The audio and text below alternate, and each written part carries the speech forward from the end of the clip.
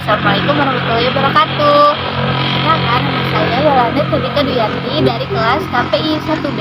Di sini saya akan memaparkan materi tentang cyberculture di kalangan remaja. Cyberculture di kalangan remaja. Cyberculture yaitu budaya internet yang muncul untuk penggunaan jaringan komputer yang bertujuan berkomunikasi, mencari hiburan, dan juga bisnis. Nah, yang akan saya bahas di sini yaitu mengenai cyberculture di kalangan remaja. Mengingat dunia remaja adalah dunia di mana kita sedang mencari jati diri. Banyak hal yang bisa kita tangkap melalui perkembangan teknologi yang semakin meningkat pesat. Proses pencarian jati diri yang berlangsung dalam diri seorang remaja tidak bisa dibiarkan tanpa pengawasan dari orang tua. Pada fase inilah peran orang tua sangat dibutuhkan oleh remaja. Orang tua merupakan contoh bagi anak-anaknya. Mereka harus dapat memberikan kenyamanan di dalam keluarga, sehingga remaja yang notabene memiliki tingkat emosi yang masih labil akan mendapatkan ketenangan di lingkungan terdekatnya. Nah, salah satu contoh dari cyberculture di kalangan remaja yaitu penggunaan internet yang berasal dari berbagai belahan dunia, sehingga dapat dengan mudahnya menggunakan program dan aplikasi komputer yang beragam. Layanan internet yang populer dan sering digunakan antara lain yaitu email, chatting, transfer data file, dan web. Pemanfaatan internet saat ini telah mengubah pemikiran masyarakat di dalam belajar, berkomunikasi, berbudaya, dan gaya hidup lainnya. Internet dianggap lebih efektif dan efisien dalam melakukan proses komunikasi. Kaum muda selalu tertarik untuk mempelajari hal-hal yang baru, namun terkadang mereka tidak menyadari resiko yang mungkin ditimbulkan.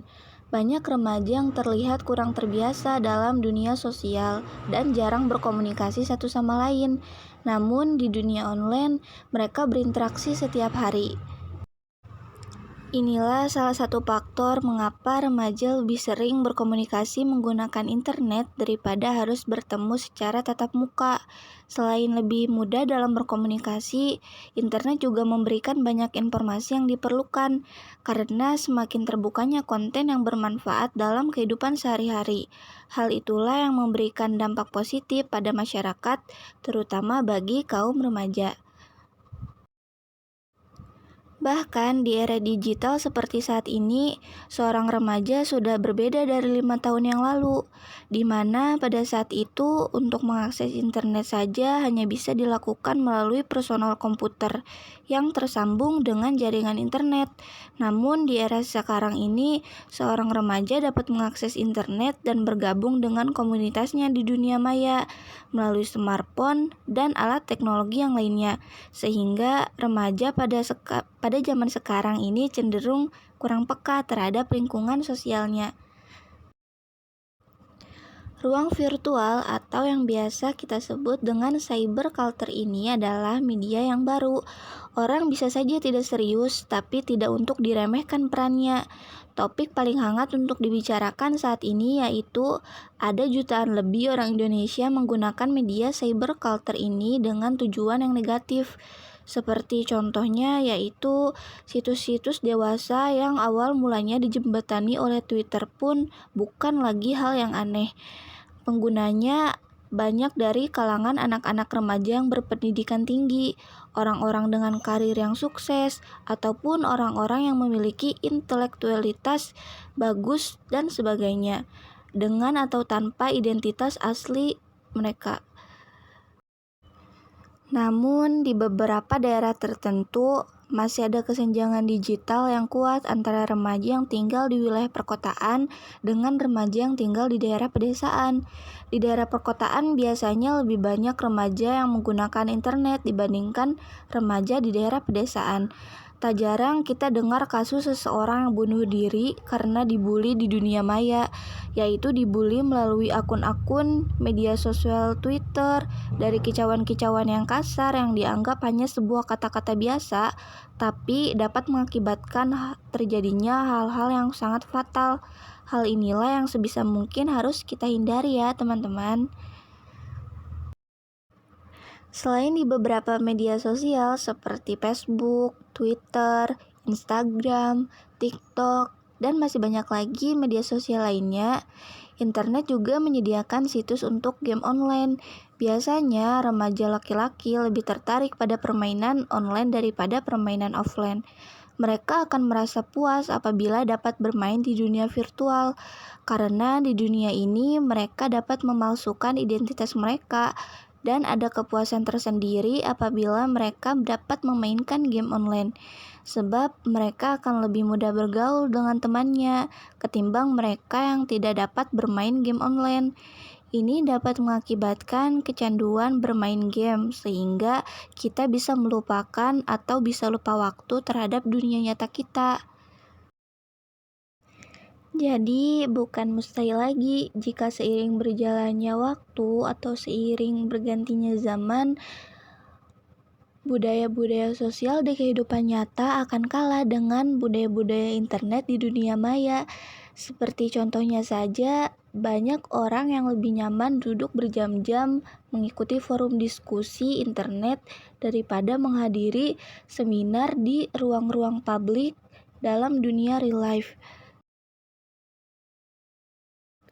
Mereka merasa bahwa jika mereka masuk terlalu dalam ke dalam kesenangan di dunia maya, mereka bisa memasuki komunitas yang lebih luas jika dibandingkan dengan di dunia nyata.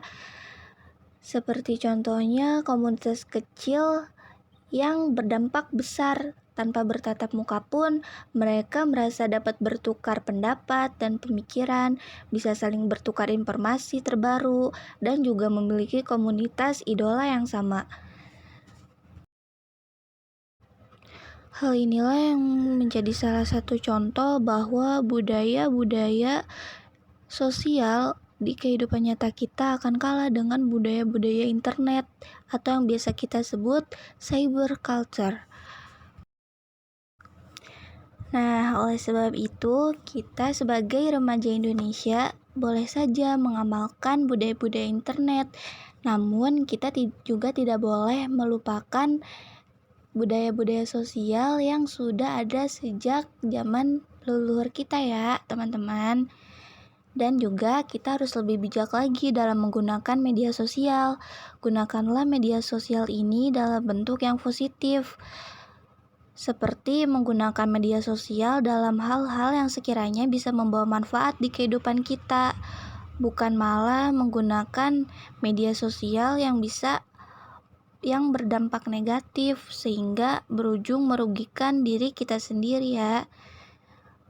Mungkin cukup sekian saja yang bisa saya sampaikan teman-teman. Mohon diamalkan ya teman-temanku.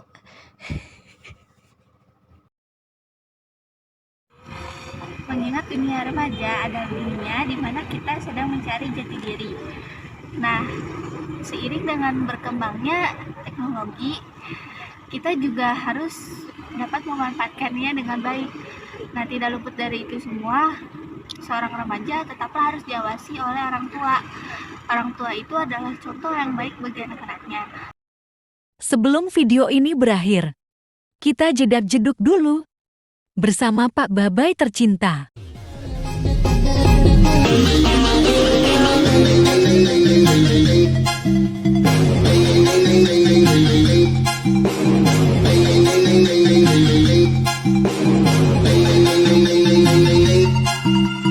Pakai topan gak faedah.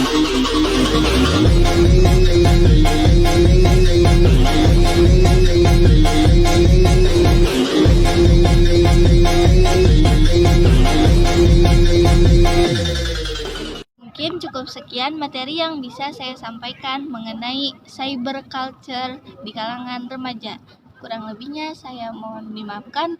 Saya Yolanda Cantika Duyanti pamit undur diri.